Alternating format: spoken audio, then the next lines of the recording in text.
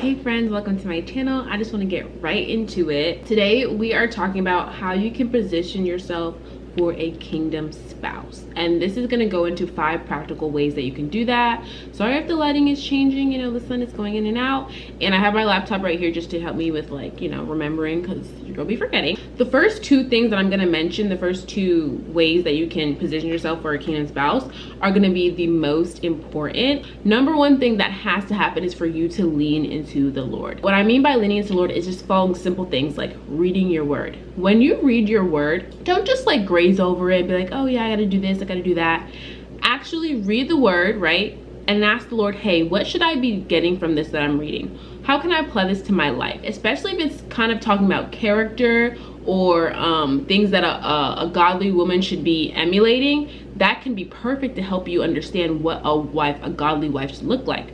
So leaning into the Lord, reading his word is just priority. And another thing I've learned too is that when you're reading his word, you get to learn his character, because ultimately God is the Lord is your first husband, right? He's your husband right now. He's gonna be your husband forever. That is your first husband. So just learning who he is extremely important, because when you want to get married, your husband is going to be submitting himself to who? The Lord, right? So if you don't know even who the Lord is, how are you going to know what you're submitting under and submitting to? So it's very important to learn the Lord's character. One of the questions that comes up is my desire for marriage and partnership bigger than my desire for God?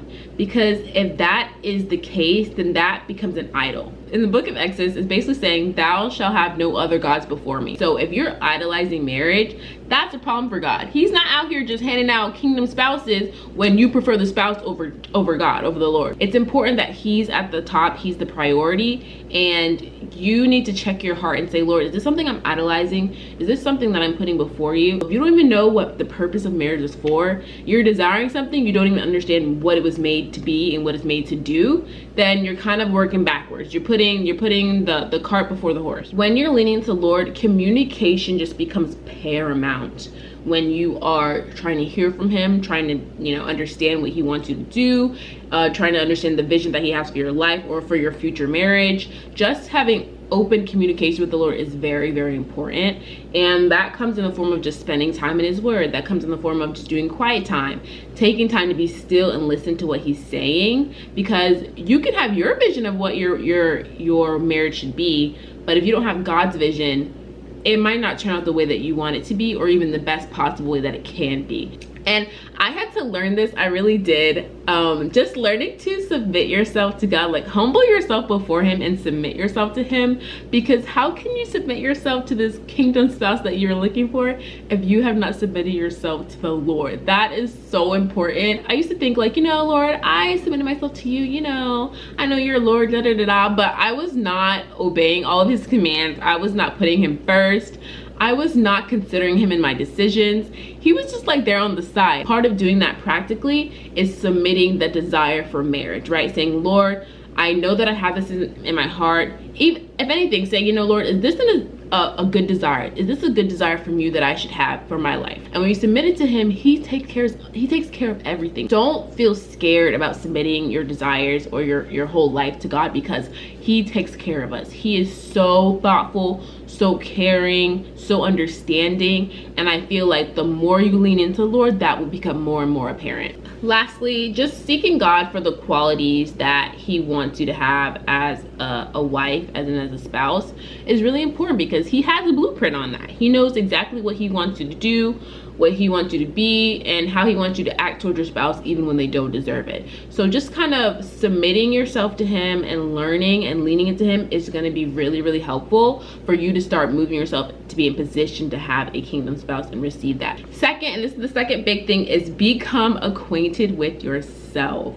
and not just interests and dislikes, your habits, your patterns, why you do the things that you do. For me, I go to therapy, and it has been so helpful in ushering me into a space where I can communicate my needs, I can understand my emotions and not act off my emotions as well. And that's practical things, just outside of biblical, just doing those simple practices just to be in tune with myself is going to help me to have my partner understand me better, and then vice versa. That can even look like taking yourself on dates. Like, go on dates with yourself, you know, do things that you like to do and enjoy being by yourself, because when you're married, you're not always going to be with your spouse all the time. A lot of people are, but I don't know how healthy that is. But I just think that you should be okay with being by yourself, because you are not made to be alone, yes, but you're also not made to be codependent with another person, to rely on them for every single thing. When you're by yourself, you have so much time to think and just like be introspective. And I think introspection is very underrated, but it's really, really helpful in helping other people understand you. So just spending time with yourself. Do you even like yourself, right? You have to ask yourself, hey, do I like myself? What are the things that I could work on, or things that, you know, I see this in myself and I don't want to be like that anymore. Think about those things. That could be very helpful for you when you are in a kingdom marriage. Another thing, I noticed not everybody has hobbies, and you don't have to have crazy hobbies and whatnot, but when you have a kingdom spouse, what are y'all gonna do together? Like, y'all just gonna sit in the house all day? I mean, whatever floats your boat. But for me, I'm gonna be out here doing things, experiencing life as God intended. If you wanna, you know, position yourself to find a kingdom spouse, maybe join a club. You could join a pickleball club, join something that interests you, and you might find like-minded people, and that could happen to be your spouse. So just joining things, like have a hobby or interest. I don't think sitting in the house is a hobby or interest. I don't care what anybody says. If you don't know what you like, just try everything.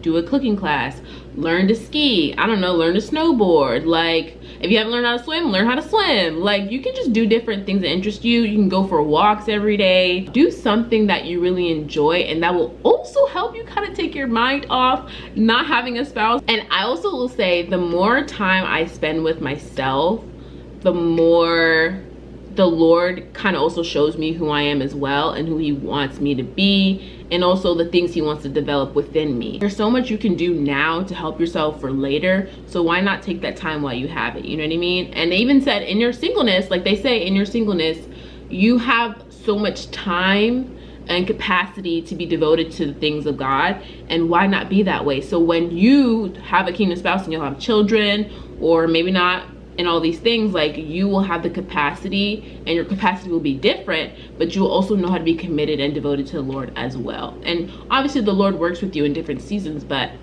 if you can't do that single, it's going to probably be very difficult to do that when you're not. Another way to position yourself for a kingdom spouse is to actively serve.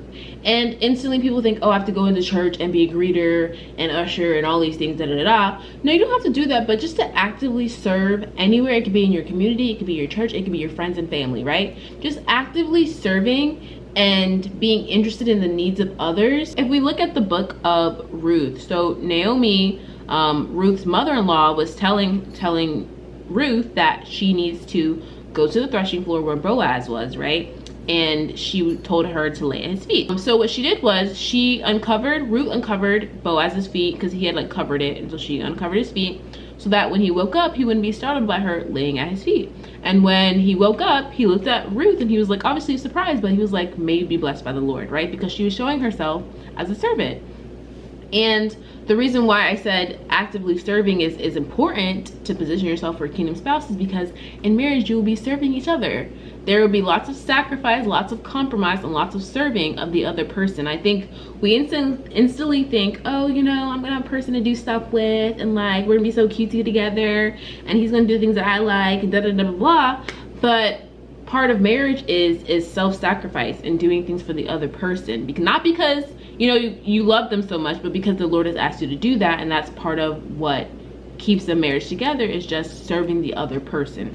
And so Ruth had shown herself favorable that she would be a good servant to her husband as well. And for us, it's not going to start when we get right into marriage, like, oh, all of a sudden I'm going to start serving, you know, because I love my husband so much. What about when you're not feeling too keen on your husband? He's pissing you off, or he's bothering you, or, you know, he's frustrating you, and you're like, I don't want to do this no more, right? You know what I mean? Are you gonna stop serving him? Because that's what the Lord has asked you to do. And so we have to think about that, is, can I show myself to be a servant of the Lord to other people and not receive anything, right? Because your husband might be at a point somewhere in your marriage, possibly, hopefully not, that where he's not serving you the way that you would like him to, right? But are you gonna stop serving him? You know what I mean? So we have to think about that. If you can actively serve people right now, without receiving anything back or like getting anything back, that shows the Lord that you would be a good servant within your marriage. You could be leading a small group. You could be serving at church if you want. You can be actively helping out your family members when other people don't want to. You know what I mean? There's many different ways that you can be servant of other people. And it can be just in your day-to-day, like opening doors for people, even if it's like things that are inconvenient. If you practice doing things that are inconvenient to help other people, it will be so much easier when you're in a marriage and things are not convenient and you have to be helpful. You know what I mean? So think about it. The woman is called the helpmeet of her husband in the Bible. In Genesis, I think chapter 2 verse 18, sorry, I'm looking at my laptop just to remember the wording. It says, "It is not good that the man should be alone. I will make him an helpmeet for him." Meet in this context is basically just saying like someone who's suitable, right? But really it's just saying God created a helper for Adam and then that should be suitable, helpmeet. So just to think of how you can show that now, and this does not have to be performative, like, Lord, I'm showing you I'm a servant, where's my husband? I'm showing you I'm a servant, where's my husband? You don't have to be performative in your actions and like do everything just so that you can get a husband, because the Lord looks at the heart. He knows how you truly feel, knows what you truly think, and he knows your heart posture. So if you're just trying to do all these things just to get a husband, it might not work out so well for you. You have to kind of say, Lord, can you check my heart? How can I position myself for a husband without making marriage an idol? And part of that can be serving other people and making that a regular thing that you do. Look the part, girly. If you're trying to attract something, you have to think about, what am I putting out into the world? For example, if you're trying to attract a man who's dressed to the nines and you wear sweats every day, you know, I ain't saying you gotta, you know, dress to the nines every day, but maybe it's just less likely that he's gonna be like, hey girl, what's up? When you out there just dressing sloppy, you know what I mean? And I'm not saying you have to dress super pretty, super crazy, super cute, but I feel like you should represent yourself in a way that you feel like your kingdom spouse would be attracted to and would like. I struggle. I had to throw out a lot of clothes. I ain't gonna hold you. I throw out so many clothes, but it was not because I was trying to be revealing, but it's like, you know what?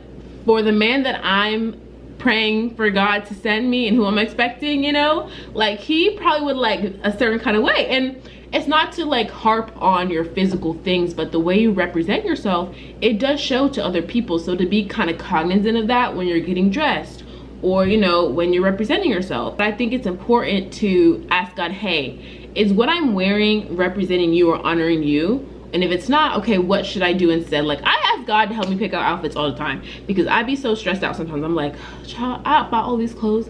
It seems like I don't have enough. So, and I know I have way too much. So ask the Lord, hey, what should I wear? What should my closet look like, you know? Or, you know, like, what is something that will make me look even more beautiful than I am, and that will show that I'm honoring you while feeling cute, you know? And that's important. So look the part. Another thing which is really important is your social media. So how do you represent yourself to other people? If you're looking for a godly man and kingdom spouse and you know what kind of a godly wife should look like and act like, and your social media don't align, you might have some problems. So you might have to go through and delete some photos, delete some videos or something, and kind of check your what they call your digital footprint and see, you know, what is not really honoring to God. So try to reflect God in how you dress, how you act, how you speak to people, right? And in a way that your godly husband will recognize you and say, hey, that is someone I would like to be my spouse, my wife. Lastly, I had to learn this because I'm on the East Coast, and I can't say everybody on the East Coast is, and this should not be something that is an excuse, but it really helps to be friendly, to show yourself friendly and smile. And this does not mean every cute guy you see you gotta smile at, but even you're just walking down the street, right? You see some random person, just smile at them. It don't matter if they smile back, it don't matter if they want to talk to you or not. Like, just smile and show yourself friendly, so that when you are around somebody who you think is cute, you know, it will be kind of just more fluid, more easy. And people love approachable people, right? They want to be around someone who shows themselves as approachable. It's okay to just show yourself as someone who can be friendly and make friends and engage in conversations with someone they're not even attracted to, because when you are, it will be so much easier. And I think that it's kind of an infectious energy when you show yourself as friendly and smile, or, you know, are just engaging. People really like that. A spouse would probably really love that because they think you probably know how to communicate with other people, or it'll be easy to talk to you. Men get scared to approach women. So if you want a man to approach you, maybe you should show yourself as friendly. You know what I mean? So I think that could be really helpful. And again, I had to learn this because whenever I see a cute guy, I go running the other way. And when I promise you guys, it's a jog, but it's a run, you know? So I've had to learn to just show yourself as friendly. It doesn't matter if someone reciprocates your energy or not.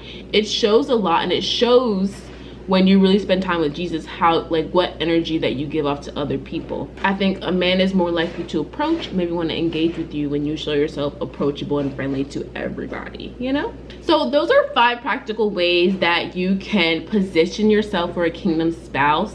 And I feel like there's obviously a lot of things in between that could be done, but just like for a general outline, these things will probably move you further into a space where God can say, okay, this is someone I can bless with a spouse right now. And if you're not there yet, hey, the Lord can move you forward in his timing, and he will if you allow him to. So just think about these things. I hope this is helpful for you guys. I pray that you are closer to your kingdom spouse after watching this than you were before, and that the Lord is preparing your blessings right now. In Jesus' name, amen, friend. I will see you guys in the next video. Bye.